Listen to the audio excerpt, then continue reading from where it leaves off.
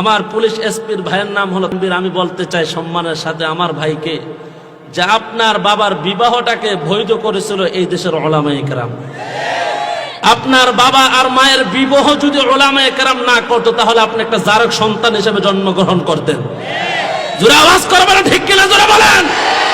আপনার বাবা মা মারা যাওয়ার পর আপনি বলেছেন আপনার বাবার জানাজার নামাজ আপনি পড়াইতে পারবেন, এই দেশের মৌলবাদীদের জানাজার নামাজ পড়াবে লাগবে না বলে আপনি বলেছেন।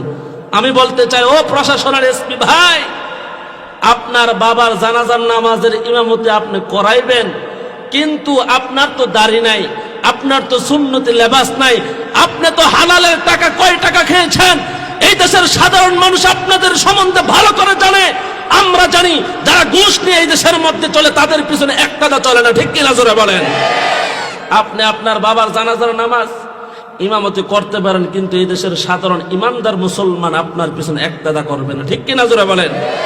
যদিও একতাদা করে জানাজা হয়, আপনি আপনার বাবারটা বললেন, কিন্তু আপনি মরে যাওয়ার পর আপনার জানাজার নামাজের কোনো ইমামত লাগবে কিনা, ইমামের প্রয়োজন লাগবে কিনা জোরে বলেন।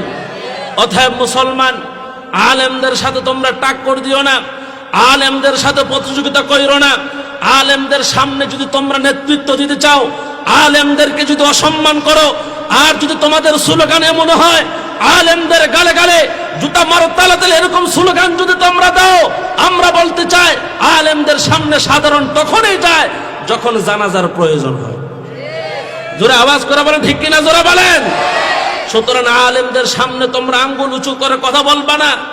আল্লাহি, আল্লাহর কসম, যাদের সিনার মধ্যে কোরআন রয়েছে, যাদের সিনার মধ্যে হাদিস রয়েছে, তাদের নবীর সুন্নতি দাড়ি তাদের চেহারার মধ্যে রয়েছে, মাথার মধ্যে পাগড়ি রয়েছে, মাথার মধ্যে টুপি রয়েছে, এই সমস্ত আলেমদের গালে তোমরা জুতা মারবা বলে স্লোগান দাও, আল্লাহর কসম আরশের আজিমের মালিক আল্লাহ সহ্য করবে না, ঠিক কিনা জোরে বলে। সাবধানতা অবলম্বন করতে চায়। আর যদি এই দেশের মধ্যে থেকে উলামায়ে কেরামদের বিরুদ্ধে যদি এরকম ভাবে দিন দিন ইসলামের বিরুদ্ধে, কোরআনের বিরুদ্ধে, আলেমদের বিরুদ্ধে যদি ষড়যন্ত্র করা হয়, আমরা বলতে চাই বাংলার জমিন হলো টুপিওয়ালাদের জমিন। আমরা সুতার টুপি পরে তাহাজ্জুদে সিজদা করে আসমানের মালিক আল্লাহকে, ফজরে সিজদা করি, মাথায় পাগড়ি বেঁধে সিজদা করি। প্রয়োজনে যদি সিজদার মসজিদ বন্ধ করে দেওয়া হয়, কোরআন হাদিসের আলোচনা বন্ধ করে দেওয়া হয়, মাথার পাগড়ি কোমরে বেঁধে ময়দানে নামবো। কোন নাস্তিক আর বেঈমানের সামনে মুসলমান আপোষ করবে না।